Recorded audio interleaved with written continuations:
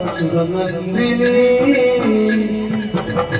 ಕಾಮಿತ ವರದಿ ಜಯ ಜಯ ಸುರನಂದಿನಿ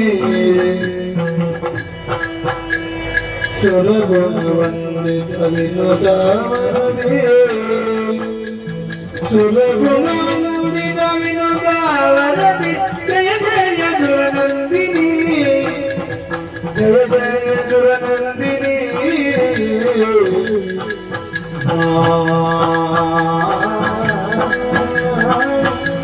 ಜಯ ಜಯ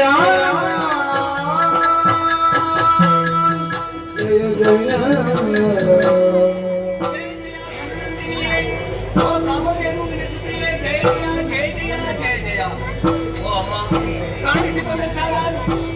ಸಾಧ್ಯವಾಗಿ ನಿನ್ನನ್ನು ಸತ್ಕರಿಸಿದವನಿದ್ದೇನೆ.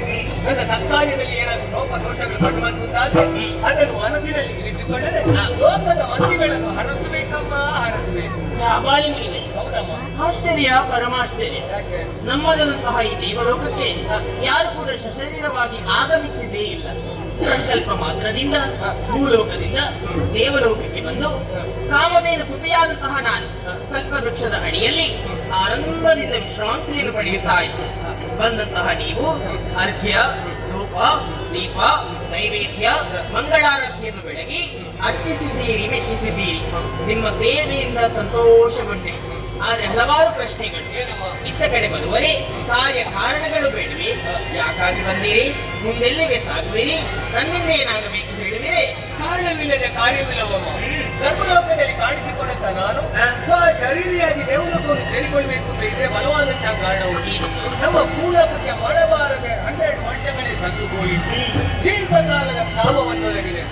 ಲೋಕದ ಮಂದಿಗಳನ್ನು ರಕ್ಷಣೆ ಮಾಡಬೇಕು ಅನ್ನುವ ಉದ್ದೇಶದಿಂದ ನಾನೊಂದು ಸಂಕಲ್ಪ ಮಾಡಿದ್ದೇನೆ. ನಮ್ಮ ಕರ್ಮಕ್ಷೇತ್ರದಲ್ಲಿ ಯಜ್ಞ ಮಾಡಬೇಕು ಅನ್ನೋ ಹಾಗೆ ತೀರ್ಮಾನ ಮಾಡಿದ್ದೇನೆ. ಆದ್ರೆ ಏನು ಮಾಡುವ ಹೇಳು?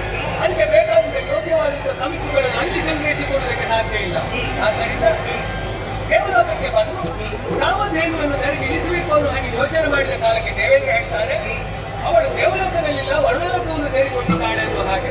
ಆಗ ಒಂದು ಸಂತೋಷದ ವಾರ್ತೆಯನ್ನು ಹೇಳಿದ. ತಾಯಿ ಅಷ್ಟೇ ಯೋಗ್ಯತೆಯುಳ್ಳಂತಹ ಮಗಳು ನಂದಿನಿದ್ದಾಳೆ, ಅವಳನ್ನು ಒಲಿಸಿ ನೀವು ಕರ್ಕೊಂಡು ಹೋಗಬಹುದು ಅನ್ನುವ ಹಾಗೆ.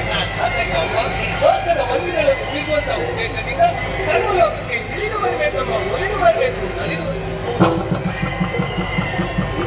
ಯಾಕಮ್ಮ ಕಠಿಣ ಬಿಸಿದೆ ನೀನು? ನನ್ನ ಮಾತು ನಿನಗೆ ಕರ್ಕಶವಾಯಿತು ಅಥವಾ ನಾನು ಮಾಡಿದಂತಹ ಸತ್ಕಾರ್ಯದಲ್ಲಿ ನಾನು ಲೋಪವನ್ನು ಕಂಡೆಯ? ಯಾಕಮ್ಮ ಮುಖದಿನ? ಜಾಬಾಲಿ ಮುನಿವರಿಯ, ನಿಮ್ಮ ಸೇವೆಯನ್ನು ನಾನು ಪುರಸ್ಕರಿಸಿದ್ದೇನೆ, ಆದರೆ ನಿಮ್ಮ ಬೇಡಿಕೆಯನ್ನು ನಾನು ತಿರಸ್ಕರಿಸಿದ್ದೇನೆ. ಯಾಕಮ್ಮ? ಭೂಲೋಕದಲ್ಲಿ ಇರುವವರೇನು ಸಾಮಾನ್ಯದವರೇ?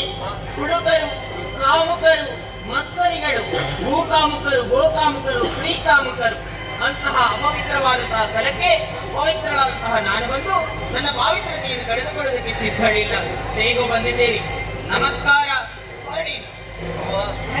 ಈಗ ಹೇಳಿದ್ದು ತಪ್ಪಲ್ಲ. ನಮ್ಮ ಕರ್ಮಲೋಕವನ್ನು ಪರಿವರ್ತನಾಶೀಲ ಪ್ರಪಂಚ ಅನ್ನುವ ಹಾಗೆ ಗುರುತಿಸಿದೆ. ಯಾಕೆ ಗೊತ್ತು? ಬದಲಾವಣೆಯನ್ನು ಆಗ್ತಾ ಇರುತ್ತದೆ. ಹೆಚ್ಚು ಕಡಿಮೆ, ಮೇಲು ಕೀಳು ನಮ್ಮ ಕರ್ಮಲೋಕದ ನಿಯಮವೇ ಹಾಗೆ. ಒಳ್ಳೆಯದು, ಕೆಟ್ಟದ್ದು, ಸುಂದರಿದ್ದಾರೆ, ಕಷ್ಟರಿದ್ದಾರೆ. ಆಗ ಒಂದೊಂದು ಸತ್ಯ, ಭೂಲೋಕದಲ್ಲಿ ಅನ್ಯಾಯವನ್ನು ಎಸಗಿರುವುದಾದರೆ ಅಲ್ಲಿ ಅದಕ್ಕೆ ತಕ್ಕ ಪ್ರಾಯಶ್ಚಿತ್ತವನ್ನು ಕಂಡುಕೊಂಡಿದ್ದಾರೆ. ತಪ್ಪು ಮಾಡಿಯೂ ಶಿಕ್ಷೆ ಅನುಭವಿಸದೇ ಇರುವಂತ ಒಂದು ಕಥೆಯನ್ನು ನೀವು ಹೇಳಿದ್ದಾರೆ. ನೇರವಾಗಿ ಬರ್ತೇ ಒಂದು ಕಥೆ. ಜನರ ಕಥೆಯನ್ನು ಹೇಳುವುದಿಲ್ಲ ನಾನು, ಜನನಾಯಕನ ಕಥೆಯನ್ನು ಹೇಳುವುದೇ. ಧರಣಿ ಬರೀ ಬರೀ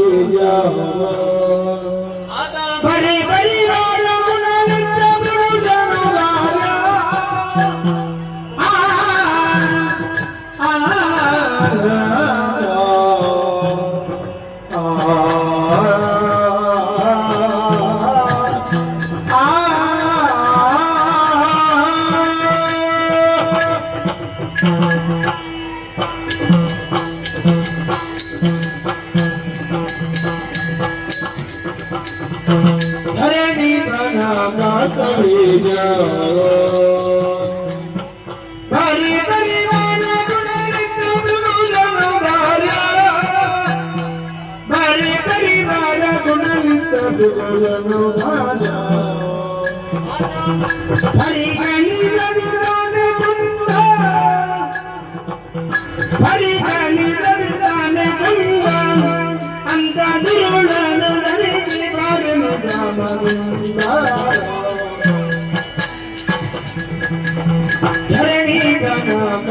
ನಿಜ ಹರೆ ಪರಿವಾರ ಗುಣರಿತ ಮೃದುಲನದಾರ್ಯ. ಆ, ಆ,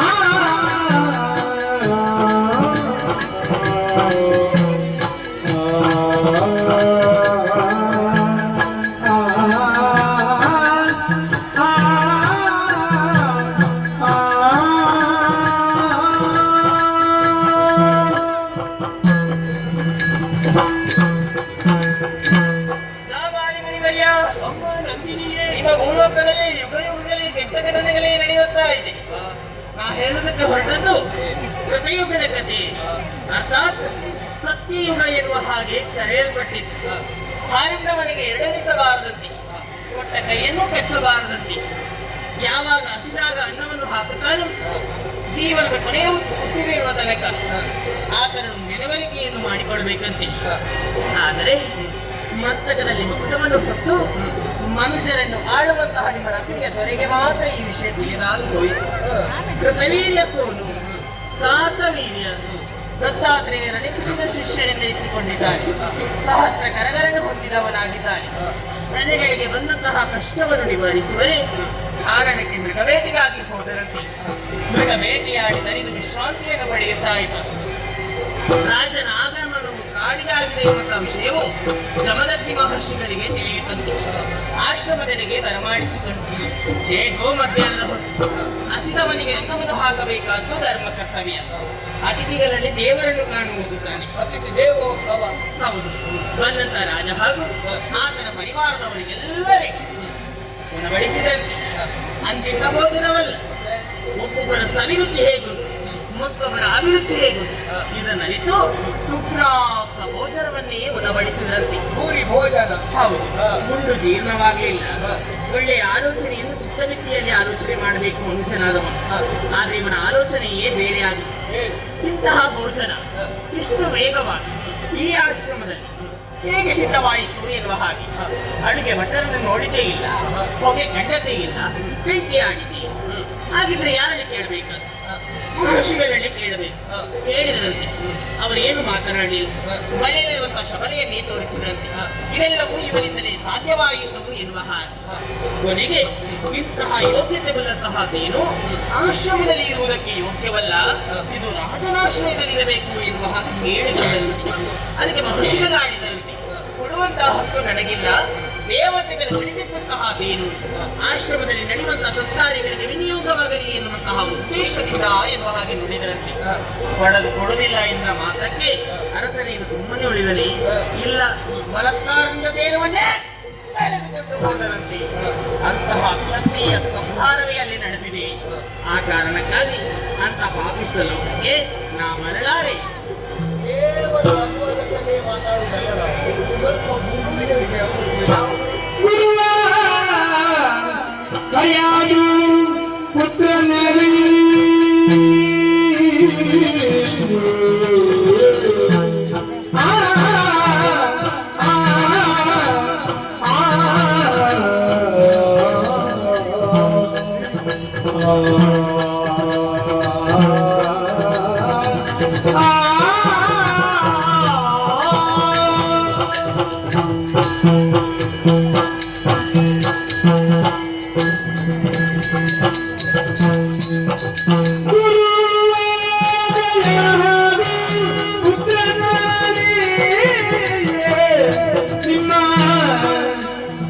ಸುರಬಲನ ನಿಮ್ಮ ಸುರಬದ ಶಿಷ್ಯತ್ವ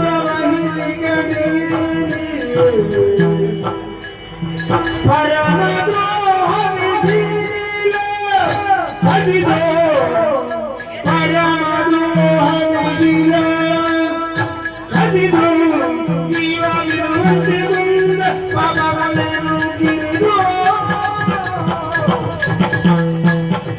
ದುರ್ವಾದಯಾದು ಉತ್ತರಲಿಯೋ ನಿಮ್ಮ ಸುರಪದ ಶಿಷ್ಯತ್ವ ವಹಿದಿಗಡಿರಲಿ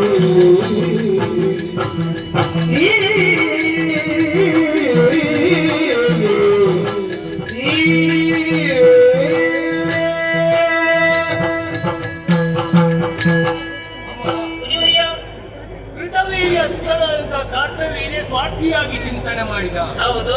ಲೋಕದಲ್ಲಿ ಉಳಿದನೆ ಇಲ್ಲ, ಅಳಿದೇ ಹೋದ.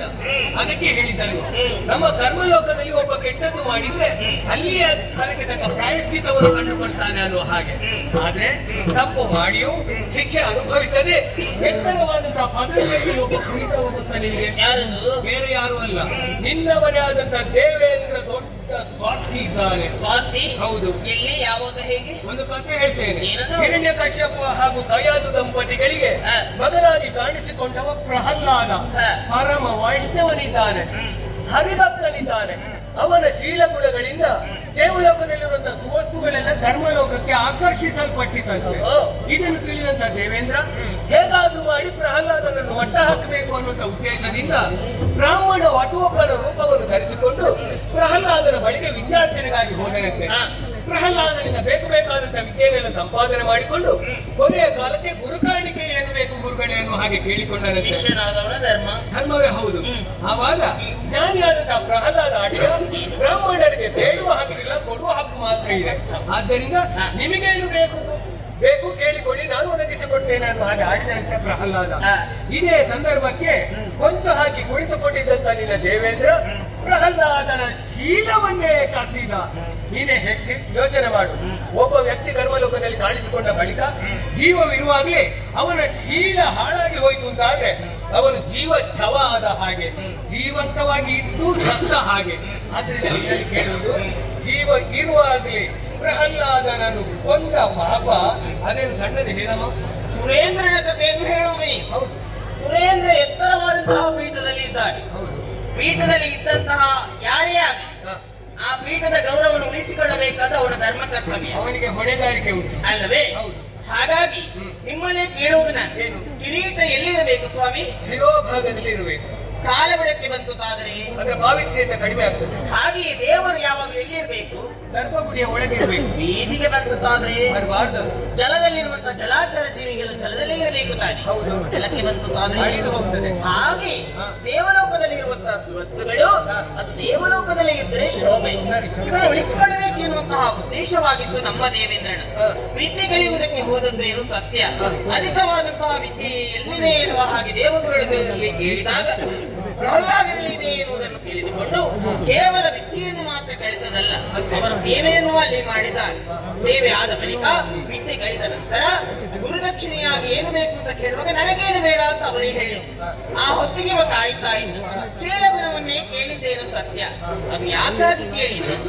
ದೇವಲೋಕದ ಪೀಠದ ಮರ್ಯಾದೆಯನ್ನು ಉಳಿಸಿಕೊಳ್ಳಬೇಕಾದ ಹೊಣೆಗಾರಿಕೆಯಲ್ವೇ ಸ್ವಾಮಿ? 14 ಲೋಕದ ಕ್ಷೇಮ ಚಿಂತನೆಯನ್ನು ಬಯಸಬೇಕಾದಂತಹ ದೇವೇಂದ್ರ ದೇವಲೋಕದಲ್ಲಿರುವಂತಹ ಸುವಸ್ತುಗಳನ್ನು ಉಳಿಸಿಕೊಳ್ಳಬೇಕಾದಂತಹ ಹೊಣೆಗಾರಿಕೆ ಅವನಲ್ಲಿ ಉಂಟು.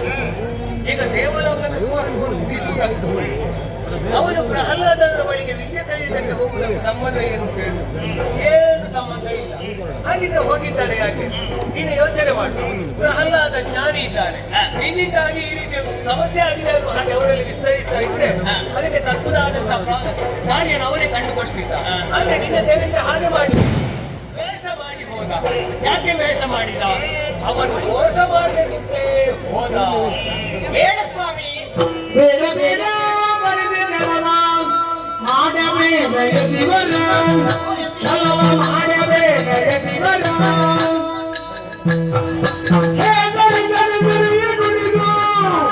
ದೇವರನ್ನೇ ಅಳಿಯುವುದ, ದೇವರನ್ನೇ ಅಳಿಯುವುದ. ರಾವಣ ತೆರೆಲ್ಲರೂ ಬೇಡ ಅಳಿದು ಜಲವ ಮಾಡಬೇಡ ಯತಿವರ, ಛಲವ ಮಾಡಬೇಡ ಯತಿವರ.